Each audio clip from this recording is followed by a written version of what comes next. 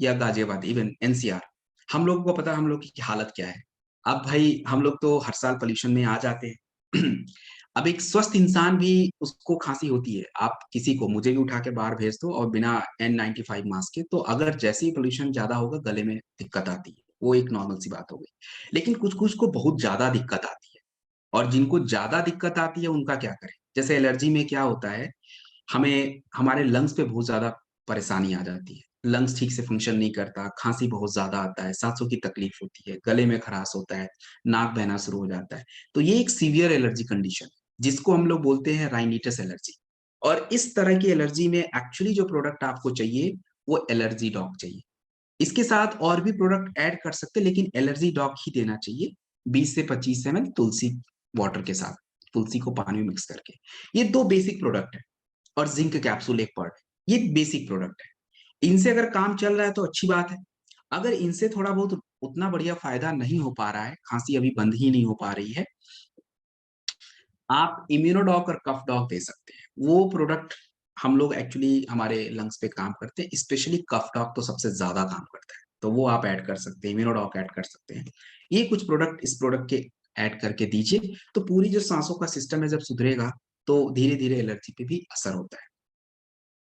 दूसरी एलर्जी हमारे स्किन की होती है, त्वचा की। देखिए स्किन की एलर्जी हमें क्यों होती है, सीधा कारण है कि आपके ब्लड में टॉक्सिन्स ज्यादा है, और टॉक्सिन्स आए कहां से, फूड की वजह से आ सकते हैं। कुछ कुछ को स्किन एलर्जी होता है डस्ट की वजह से, किसी को फूड की वजह से, किसी को कॉस्मेटिक की वजह से, किसी को मेडिसिन की वजह से। तो ये जो स्किन एलर्जी होती है, इसमें हमें क्या दिक्कत आती है। देखिए स्किन एलर्जी में एक्चुअली होता ये है कि किसी किसी को केवल खुजली होती है, बस। उनको ना रैसेस दिखेंगे, ना दाने, ना फोड़े, ना फुंसी, ना कुछ। और कुछ लोग को हो जाता है। तो स्किन एलर्जी में बहुत तरीके की एलर्जी होती है। अब आप लोग पूछेंगे सर किस तरीके की, भाई 28-30 तरीके की है।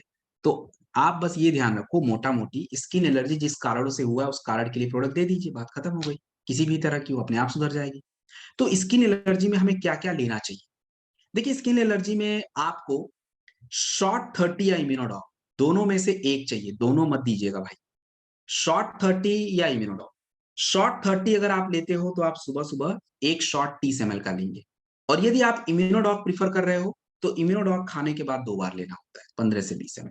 तो ये शॉर्ट 30 या इम्यूनोडॉक में से एक चूज करेंगे। और क्लोरोडॉक चाहिए, क्योंकि लिवर और किडनी अगर ठीक से फंक्शन ही नहीं करेगा तो भाई काम ही नहीं होगा। तो क्लोरोडॉक इज वेरी इंपॉर्टेंट। तो आप क्लोरोडॉक जो है 15 से 20 ml इम्यूनोडॉक लेने के बाद या शॉर्ट 30 के बाद ले सकते हैं, और एक क्लोरोडॉक खाने के बाद देना है।